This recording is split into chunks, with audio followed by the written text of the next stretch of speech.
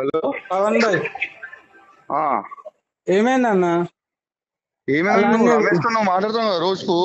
నేనెందుకు మాట్లాడతాను? అన్నీ ఇస్తానన్నాడు, ఫోన్ ఎత్తుతలేడు. ఆ బొమ్మడిది వాని ఆ, బతుకులేడా? నువ్వు ఈయన ప్రదీప్ కి ఫోన్ ఈయన ఫోన్ చేసినావు కదా రాజుకి, ఎవరికి? పోతురాజు హైదరాబాద్. వాళ్ళు ఆయన ఏమంటాడు?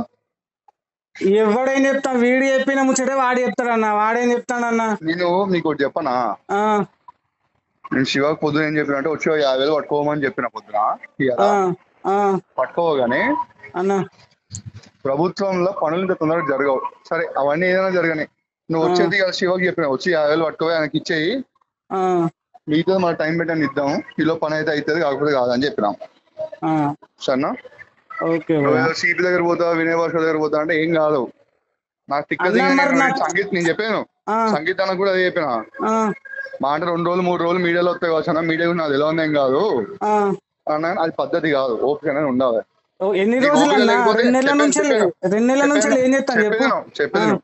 ఆ, నీకు ఓపిక లేకపోతే ఆ. నన్ను వచ్చి కలిసి మాట్లాడే పని ఉపాయం అనే చేయాలా. మరి మీరు ఫోన్ ఎత్తుతే కదా మాట్లాడడానికి. మీరు లోకల్లో లేరు కదా, ఫోన్ పనులు ఎత్తట్లేదు ఉంటాయి కదా, కదా. నేను ఆఫీస్ ఉంటాయి కదా, నా ఆఫీస్ తెలియదా? మీరు ఆఫీస్ అసలు మీరు లోకల్లోనే లేరు అన్నప్పుడు ఎక్కడికి వచ్చి కలవాలి? హైదరాబాద్కి వచ్చి కలవాలా ఏంది? అవును, మరి నేను తిరుగుతుంటా కదా ఇప్పుడు. నేను అవును. నువ్వు మరి ఇచ్చిన మీరు ఫోన్ ఎత్తి పైసలు మాట్లాడితే కదా ఇక్కడ ఉన్నా నేను వచ్చి కలవండి అని అంటే కదా వచ్చి కలిసేది. నీకు ఏం చెప్తే అర్థమైతే? నువ్వు డీసీపీ దగ్గర పోతా, సిపి దగ్గర పోతా, మరి ఏం చేయాలి మరి? నేను అలా అంజోడుకు మొన్ననే అయిపోయింది, అవుతుంది, ఇవాళ అవుతుంది, రేపు కన్ఫర్మ్ అవుతుంది అని చెప్పేసి ఫోన్ చేసి చెప్పిండు ఆ బొమ్మడిది. ఫోన్ ఎత్తుతలేడా? నీకు ఒకటి చెప్పనా? ప్రభుత్వంలో పని ఎట్లా జరుగుతుందని నీకు నీకు అవగాహన లేదు. నీకు డబ్బులు పడతాగానే ఉరికొచ్చి నా ఇంట్లో కూర్చుంటాను అనుకోవద్దు ఎప్పుడు పని. అరే 2 నెలల నుంచి కాకుండా ఉంటుందా బ్రదర్? 2 నెలలు కాకపోతే కాదని చెప్పండి. మీరు 2 రోజులు అన్నారు కదా. నీకు జియో గురించి ఏం తెలుసు? సరే, నాకేం తెలియదు. మరి చెప్పిన వాళ్ళైనా కరెక్ట్ ఇన్ఫర్మేషన్ చెప్పాలి కదా బరాబర్. అవును, ఇప్పుడు అరే చెప్తాను, ప్రయత్నం చేస్తాను. నువ్వు ఏడింటావు? ఎవరు ఇంటలేరు? నిన్న నీకు వాడు మొన్న గురువారం నైట్ తీసుకెళ్ళిండు, ఫ్రైడే మార్నింగ్ ఇస్తానని అన్నాడు. ఫ్రైడే లేదు, పొద్దున శనివారం ఇస్తానని అన్నాడు. శనివారం అయిపోయింది, ఆదివారం ఇస్తానన్నాడు. ఆదివారం లేదు, మళ్ళీ నిన్న పొద్దున ఫోన్ చేసి నీకు 11 గంటలకు హ్యాండ్ ఓవర్ ఇస్తానన్నాడు. 12:30 వాడిని కాల్ రికార్డ్ అని పంపినా. మీకు ఏం చెప్పిండు వాడు ముచ్చట్లని? నాకు అది తెలిసి అవన్నీ ఎట్లుంటావు మరి బాధ నేను కాదట్లేదు, కానీ నువ్వు నన్ను అప్రోచ్ అయ్యే విధానంలో చాలా తప్పు చేస్తాను.